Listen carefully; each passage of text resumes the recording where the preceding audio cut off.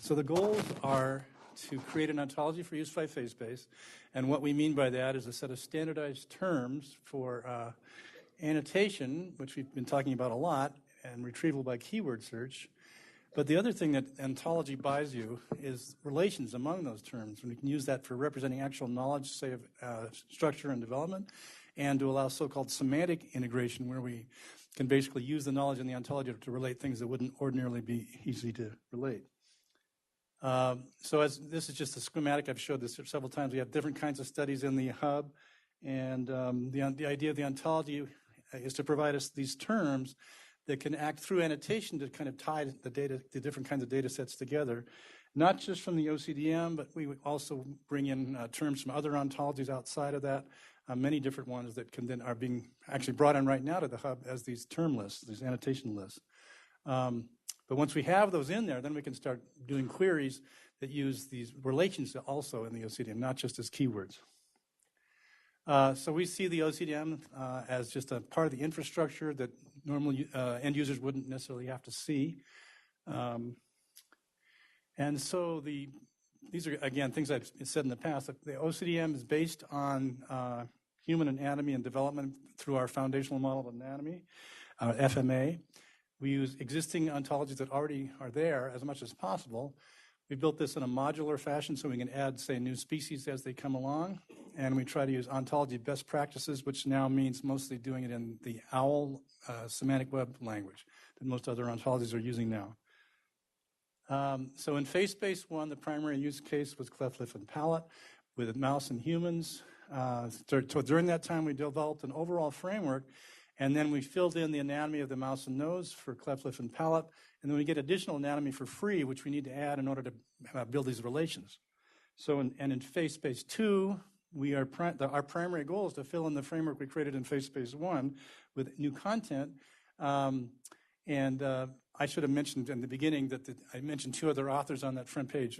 Onard Mahino is sitting here as our primary content expert. He's doing most of the work of filling in the framework. And Todd Detweiler right there is our software developer who's doing a lot of the work, keeping everything going and making our workflow work properly. So the use cases for FaceBase 2, we've already been talking about all these, and the species of the human, mouse, and now the zebrafish. And the anatomy then, in this case, is the musculoskeletal system of the head, including development, and again, additional anatomy for free. So what we have here is, this is the basic framework, and we have these three different species, human, mouse, and now zebrafish. And within each one of these, we have these sub-ontologies. So this means craniofacial human ontology, and then within that is the craniofacial human development ontology. So that's for normal anatomy and developmental anatomy. And then this one is craniofacial human malformations ontology for malformations. So we've replicated that same idea in the mouse and in the zebrafish, and then these are all mappings between structures in these different ontologies. So that's kind of what we're doing now, is filling these sub-ontologies in. So the milestones that we've had for FaceBase 2 are in year 1, we basically converted our ontology from an earlier representation called frames into OWL. And we're developing all in OWL right now, but we still have a lot of ongoing methodology for keeping that going, which I'll talk about a little later. In the first year, we developed the musculoskeletal system of the adult and the human and the mouse. This year was what I'm going to mostly talk about. We added the zebrafish, adult zebrafish. We also did a lot of work of supplying term lists to the hub, as Carl was talking about earlier, and I'm going to tell you a little bit more about that. We did embryonic development of the musculoskeletal MS of the head for the human and the mouse, and we're just starting in the zebrafish.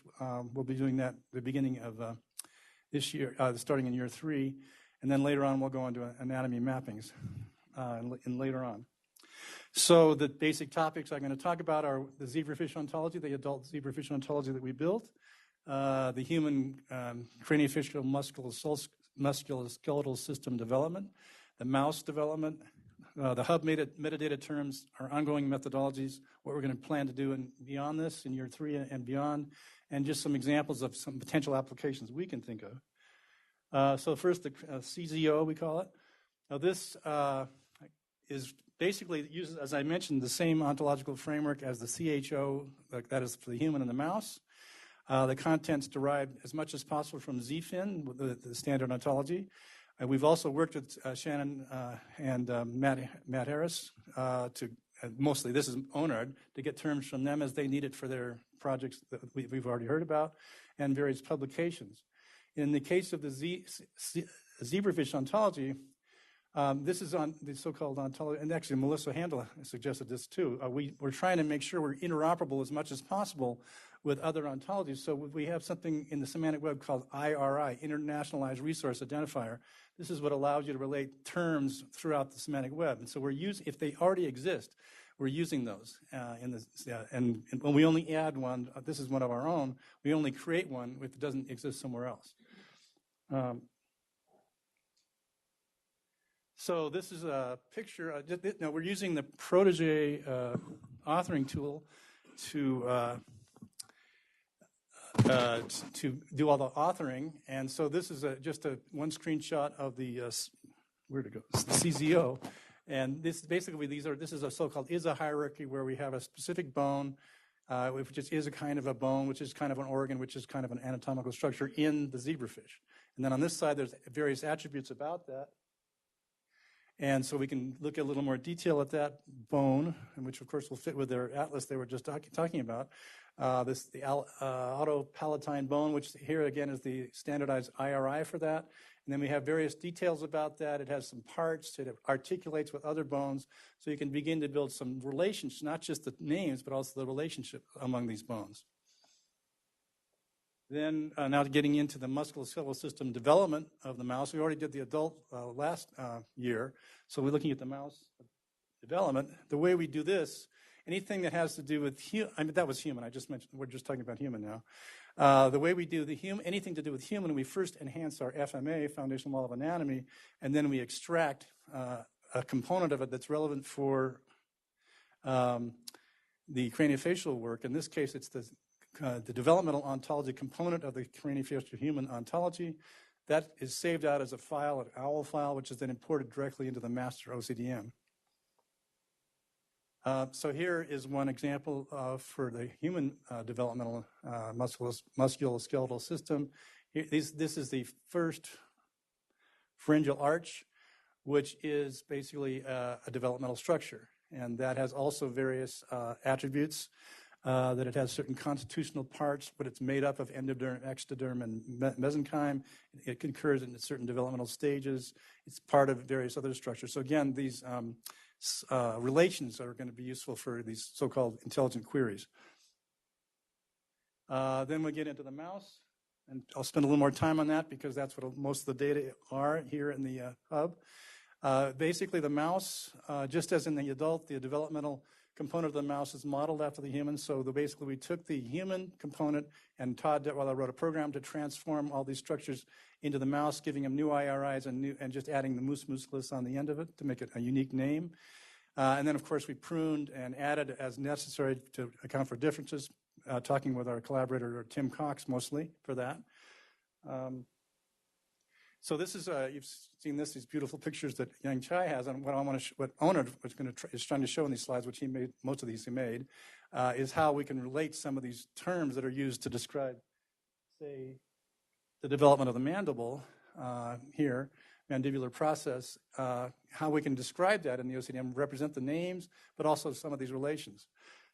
So in the OCDM, in the mouse ontology part, the mandibular process that was shown in that last picture is actually a synonym for a more detailed name, mandibular part of first pharyngeal arch, mus musculus. And he did that to be more precise, and so we can relate that to other structures more easily. But we still have the synonym, so we can relate it to the data.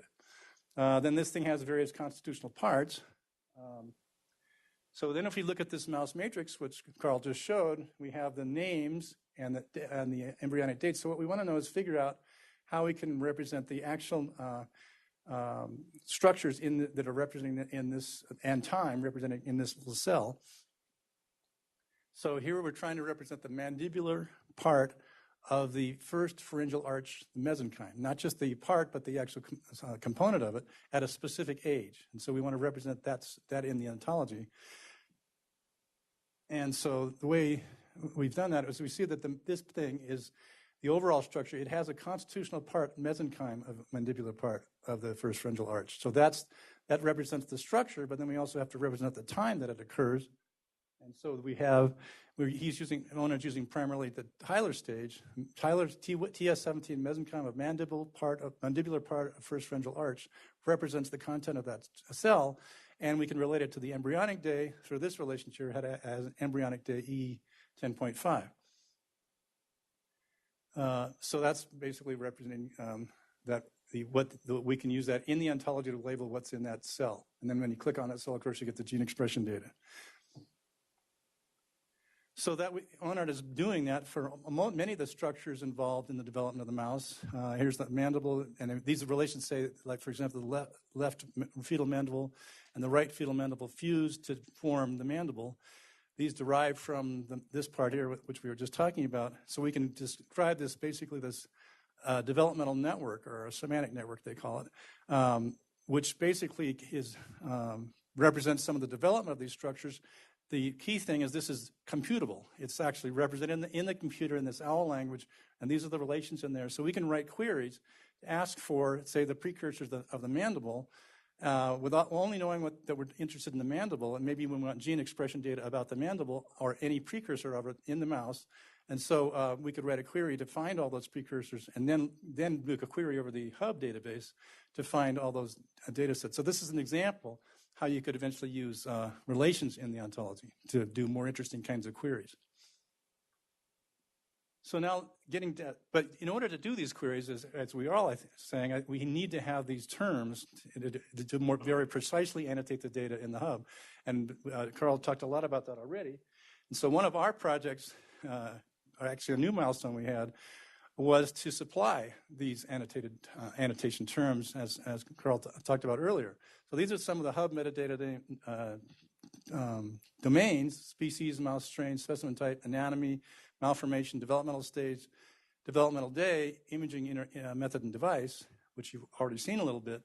And the idea was not to reinvent terms here, but to use terms from existing ontologies or our own whenever possible. So again, what ONARD did is looked out on the web and other sources to find different sources for these kinds of terms, and then supply them through a monthly informatics meeting on spreadsheets to the hub where they could then incorporate them. So these are, again, our own sources, our various sub-ontologies, and then all these other sources, whenever possible, we would acquire them from them. And here are some of the sources. The NCBI taxonomy was used to do the zebrafish, to do the species.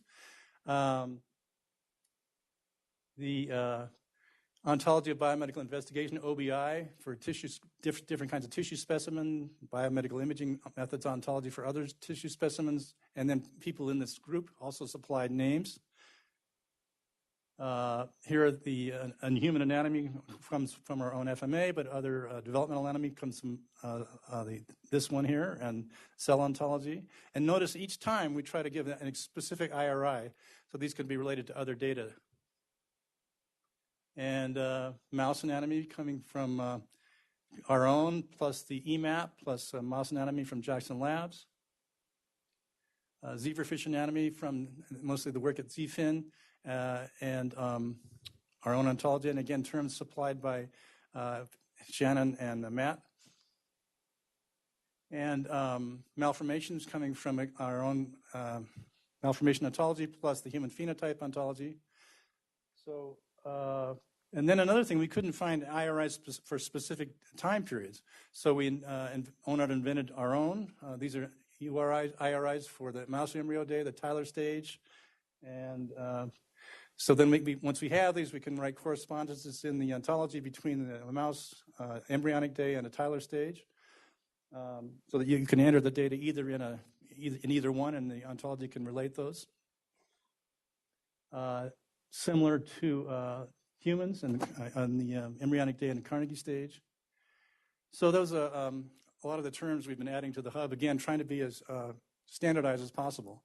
Then now just a little bit the ongoing methodology. Basically, ONARD will, anything to do with the human, ONARD will edit in the protege editor a working copy of the FMA. Todd has written extractor to extract out the craniofacial component of that, the CHO. That is then imported through an OWL import statement into the master OCDM. Periodically, we release an official release, which corresponds to our milestones. And then ONARD also does additional editing in Protege, adding ones that are not human-related. So that's kind of our deliverables for this FaceBase. But in addition to that, sort of outside of that, we've added an additional part of that where we can take the OCDM to a queryable resource. We take the working copy, we add some new additional information that allows it to be more easily queryable. We put it into a so-called triple store, which allows it to be queried by the Sparkle query language, which is a way to query all these things. And so that allows us to do potential applications. So now I'll just talk about our year 3 plans and beyond. So here's year 2. These things don't quite line up, actually, I noticed. But basically, we're going to work on doing the zebrafish developmental ontology. Then in this next year, we'll do mappings between these different, the human and the mouse and zebrafish. And then later on, we'll do malformations.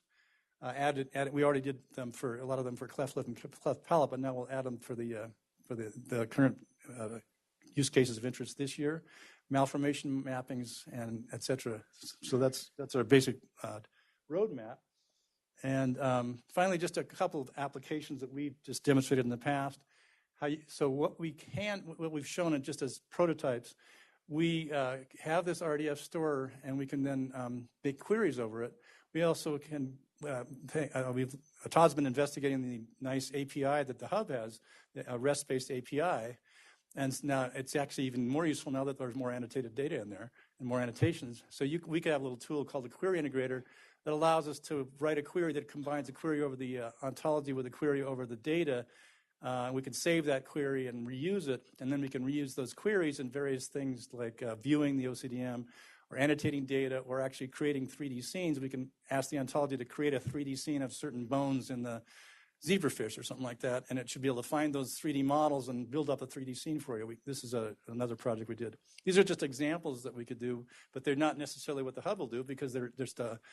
But the point is that the OCDM itself can be used in multiple ways, and this is just some examples. So I've already mentioned Todd and Onard and Tim, and these are other people that are involved in various parts of the project. Many of you know Michael Cunningham, and Linda was a part of FaceBase 1. And here's, you can see, I think some of these links are on the hub page. This is an overview of the OCDM. This is a browser to look at the FMA, and you can obtain the OCDM itself through the hub. And I'll just end on a couple things that I'm hoping we'll talk about either today or maybe tomorrow. There are a lot of terms in the OCDM and other ontologies, and the question is how do you make, and it would be really nice to annotate the data with much more granular terms, which we could really use for various kinds of search. How do you make it easier for users to annotate the data that way? So that's one question that I don't know the answer to myself. And then the other question is, once you have all these detailed annotations, how can you use these relationships to facilitate this so-called intelligent search? And I mentioned some possibilities, but that may be not very user-friendly. I'm sure the hub's got some other ideas about that. So I'd be interested in just some of the discussions later on, how could we use this very rich ontology, as well as others, to facilitate data integration. That's it. Thanks, Jim. Okay. Jim, I would extend that first question for discussion because it would be great to see the work that you and your group have done on the OCDM extended out into the community so that when researchers who don't think about ontology need to come up with metadata, I mean, we'd like everybody to start generating metadata, FaceBase or not. How would you make it easy for other people to annotate their own term lists by pulling terms from the OCDM? You mean annotate their own data? Their own data. So let's say people want to, yeah. So let's say people want to donate data to FaceBase. Yeah. Right? You would want them to start out by pulling terms to annotate their own data from the OCDM. But they're not going to be knowledgeable about the OCDM the way you guys are. And I'm seeing Melissa smile behind me because that's what she's going to talk about tomorrow a little bit. Is that right? Well, That's what we were talking about at lunch a little bit. So we actually have a tool that was originally a standalone tool, but it's now been developed and it's just about to be released as a collaborative Google Doc-like online annotation tool that's configurable for different slices of ontologies, where you can just prune whatever bits you want and put in whatever fields you want and have user group permissions. So that might be something that FaceBase might be interested in. I haven't had a chance to talk with Carl about how that might get integrated, but we would be delighted if you guys would be interested in collaborating on that. And so we could plug OCDM in, and there could be a zebrafish flavored one or a mouse flavored one or whatever specific data type flavored one. Great. Who else has some questions for Jim? Yes. Oh, you got your.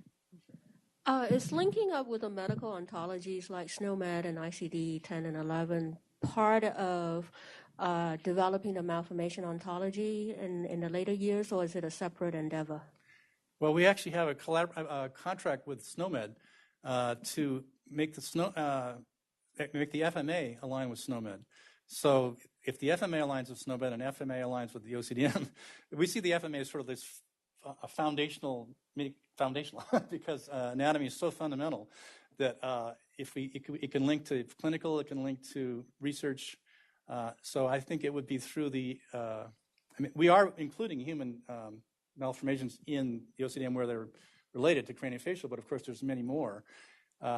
So yes, I think that it kind of indirectly relates through normal anatomy. Any other questions? Okay, great. Thanks, Jim.